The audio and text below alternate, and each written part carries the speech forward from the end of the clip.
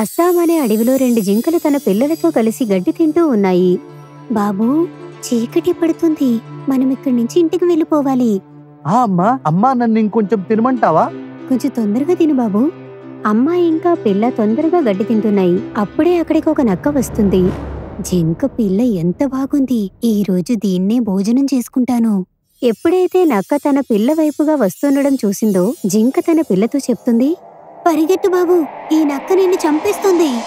ఇద్దరూ అక్కడ నుంచి పరిగెడతారు, కానీ నక్క వాళ్ళని వెంబడిస్తుంది.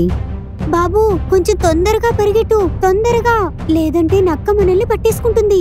ఇద్దరూ వేగంగా పరిగెడుతూ ఉంటారు, కానీ నక్క చాలా వేగంగా పరిగెట్టి జింక యొక్క పిల్లను పట్టుకుంటుంది. నన్ను కాపాడండి అమ్మా, నన్ను కాపాడండి.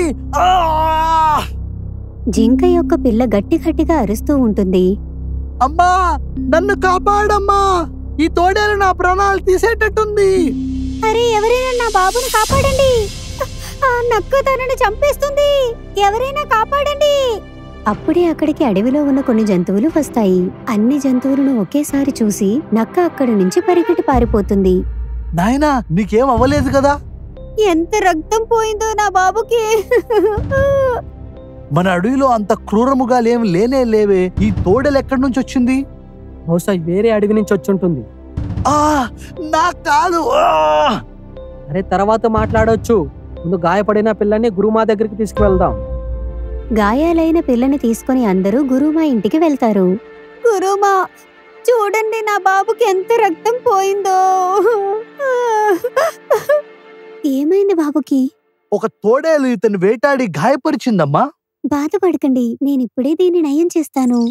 చమ్మేలి మేక ఎప్పుడైతే గాయాలైన పిల్లకు మందు రాస్తుందో రక్తం కారటం తగ్గిపోతుంది, ఇంకా నొప్పి మాయమైపోతుంది.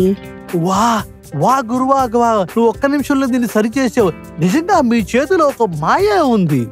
గురుమాత, మా ప్రతి పరిష్కారానికి సమాధానం మీ దగ్గర ఉంది. మీరు చాలా మంచివారు మాత. ఇప్పుడు మీరు బాబుని తీసుకుని ఇంటికి వెళ్ళొచ్చు. గురుమాకు ధన్యవాదాలు చెప్పి అన్ని ప్రాణులు అక్కడి నుంచి వెళ్ళిపోతాయి.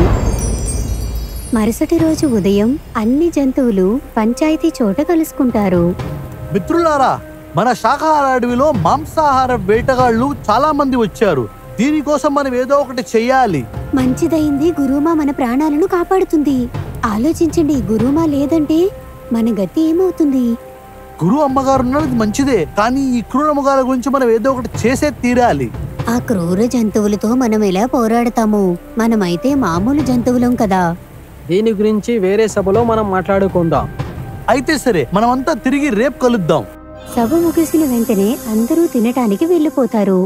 కొంచెం దూరంలోనే గౌరీ అనే ఆవుకు చాలా మంచి ఆహారం దొరుకుతుంది. అరేవా, ఎంత మంచి ఆహారం! ఆవు గడ్డి తింటూ ఉంటుంది. అప్పుడే అక్కడికి ఒక క్రూరమైన చిరుత వస్తుంది. ఓరి దేవుడా, ఈ చిరుత ఎక్కడి నుంచి వచ్చింది? పరిగెట్టవాలనుకోవద్దు, నీకంట వేగంగా నేను పరిగెట్టగలను. చిరుతన్నా, నా పాలు తాగాలంటే తాగు, కానీ నన్ను మాత్రం చంపకు, నాకు చిన్న చిన్న పిల్లలున్నారు. నిన్ను చంపకపోతే ఆకలితో నేను చచ్చిపోతాను. నేను ఇది అస్సలు జరగనివ్వను. ప్రాణాలు కాపాడుకోవడానికి ఆవు చాలా ప్రయత్నించింది, కానీ చిరుత దేనికి ఒప్పుకోలేదు. చివరికి ఆవు తన తెలివితేటలను ఉపయోగించింది. సరే చిరుతన్నా, ఒకవేళ నా చావు మీ చేతుల్లోనే రాసుందేమో, మీరు తినండి నన్ను. ఎప్పుడైతే చిరుత ఆవు వైపుగా వెళ్తూ ఉంటుందో అప్పుడు ఆవు అంటుంది, చిరుతన్నా, ఏంటి మీ అడవిలో చనిపోయే వాళ్ళకి చివరి కోరిక అడిగే ఆచారం లేదా?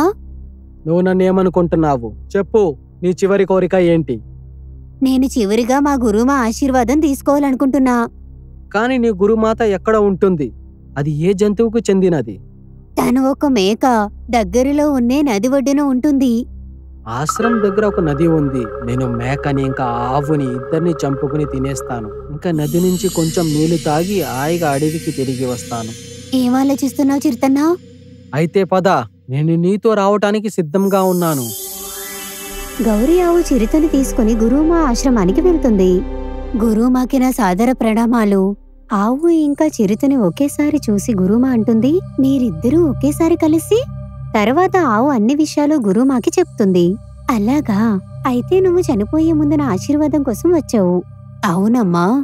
సందర్భాన్ని అర్థం చేసుకునే మేక తన తెలివితేటలను ఉపయోగించి ఆవుకి సహాయం చేయటానికి చూస్తుంది. తరువాత చిరుతతో అంటుంది, చిరుత, నువ్వు నాకు ఏ విధంగా కూడా పిచ్చోడ్లా కనపడటం లేదు. కానీ నువ్వు దీన్ని చంపాలని ఎందుకు అనుకుంటున్నావు?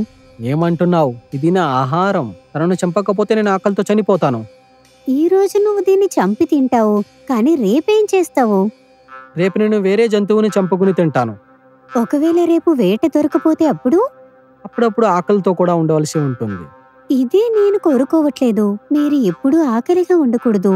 అంటే ఏంటి? ఒకవేళ నేను చెప్పినట్లు వింటే అప్పుడు నేను రోజు నీ ఆకలి సులభంగా తీర్చగలను. దీని గురించి నేనేం చెయ్యాలి? అన్నిటికంటే ముందు నువ్వు ఈ ఆవుని ప్రాణాలతో వదిలిపెట్టాలి. మేక, నన్ను తెలివి తక్కువ దద్దం అనుకుంటున్నావా? లేదు, నేను నిన్ను జ్ఞాని అనుకుంటున్నాను. అందుకని నీకు సలహా ఇచ్చాను. సరే చెప్పు. ఈ ఆవిని నేను ప్రాణాలతో వదిలేస్తే ప్రతిరోజు నా భోజనం ఎలా సిద్ధం చేస్తావు? మిమ్మల్ని ఇక్కడ రాజుని చేస్తాను. రాజును చేసా? నాకేమీ అర్థం కాలేదు. చూడండి, మా అడవిలో ఎలాంటి బలమైన జంతువు లేదు. నేను ఇక్కడ రాజు చేస్తాను. తర్వాత నువ్వు అందర్నీ రక్షించు. అప్పుడు నీ కష్టానికి ప్రతిఫలంగా రోజూ ఒక ప్రాణిని తినొచ్చు. చిరుత మేక మాటలను నమ్ముతుంది. తర్వాత ఆవుని ప్రాణాలతో వదిలి అడవికి రాజు అవ్వాలని అనుకుంటుంది. సరే, ఈరోజు సాయంత్రం సభని ఏర్పాటు చేయండి. జంతువులారా, చిరుత నా మాటని అంగీకరించి ఆవుని చంపలేదు. ఇది చాలా మంచి విషయం తెలుసా? హా, అందుకని నేను ఆలోచించాను, ఎందుకు మనం చిరుతని అడవికి రాజు చేయకూడదు? కానీ ఇతనిని రాజు చేస్తే మనకేంటి లాభం? ఈ చిరుత ఒక రాజు కర్తవ్యం చేయగలదు. ఇది మనందర్నీ రక్షిస్తుంది. ఇది విని అన్ని జంతువులు ఆనందిస్తాయి. మా అందరికి అంగీకారమే. చిరుత మహారాజుకి జై. పదండి మహారాజా, నేను మీరు నివసించే స్థానాన్ని చూపెడతాను. చమ్మేలి మేక చిరుతను ఒక గృహ లోపలికి తీసుకుని వెళ్తుంది. మహారాజా, ఈ రోజు నుంచి మీరు ఇక్కడే ఉండండి. రాజు అయిన కారణంగా చిరుత సంతోషిస్తాడు. మహారాజు భోజనానికి ఏర్పాటు చేయండి. కొంత సమయంలో చిరుతకు భోజనం పెడతారు. అరే వా, నాకు ప్రతిరోజు కష్టం లేకుండా ఇలాగే ఆహారం దొరుకుతుందన్నమాట. హా మహారాజా, మీరు భోజనం చేయండి. నేను రేపు ఉదయం వస్తాను. అన్ని ప్రాణులు వెళ్ళిపోతాయి. చిరుత భోజనం తింటుంది. భోజనం తిన్న తర్వాత అకస్మాత్తుగా చిరుత ఆరోగ్యం పాడవుతుంది. నాకేం జరుగుతుంది? భోజనం తినగానే చిరుత స్పృహ తప్పిపోతుంది. మరుసటి రోజు చిరుత తన కళ్ళను తెరుస్తుంది. తనని తాను బోన్లో ఉండటం చూసుకుంటుంది. అరే నేను ఈ బోన్లో ఎలా బందీనయ్యాను? ఇదే నీకు నిజమైన చోటు మూర్ఖుడా. నీకు అర్థం, నువ్వు నన్ను మోసం చేసావన్నమాట. ప్రాణాలు కాపాడుకోవడం కోసం అప్పుడప్పుడు తెలివితేటలు ఉపయోగించాల్సి ఉంటుంది. రాజుని చేస్తానని నన్ను నమ్మించి నన్ను ఈ గృహలో బంధించి మంచి పని చెయ్యలేదు మేక. ఈ అడవి నాది. ఇక్కడ అన్ని జంతువులు నన్ను గురుమా అని అంటారు. వీళ్ళందర్నీ రక్షించడం నా ధర్మం చిరుత. అడవిలో అందరూ గురుమా యొక్క ప్రేమను చూసి అన్ని ప్రాణులు ఆనందిస్తాయి. గురుమాతాకి జై!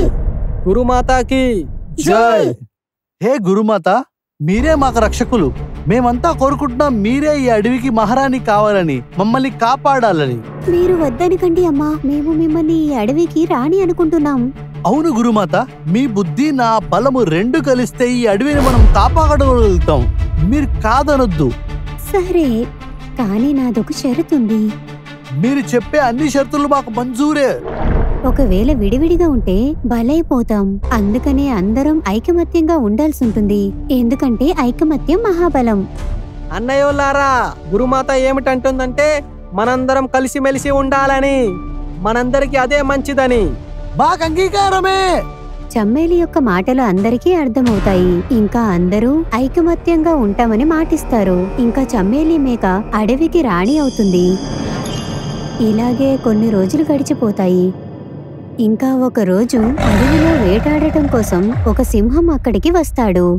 సింహాన్ని చూసి అన్ని జంతువులు భయపడిపోతాయి. అలాగే భయపడుతూ రాణిమా దగ్గరకు వెళ్తారు. గురుమాత, నన్ను కాపాడండి. గురుమాత, మమ్మల్ని కాపాడండి. మీరింత భయపడుతున్నారెందుకు? అడవిలోకి ఒక సింహం వచ్చింది మాత. అది మమ్మల్ని చంపి తినేస్తుంది. ఎప్పటి వరకు నేను ప్రాణంతో ఉంటానో సింహం నుంచి ఎటువంటి హాని కలగనివ్వను.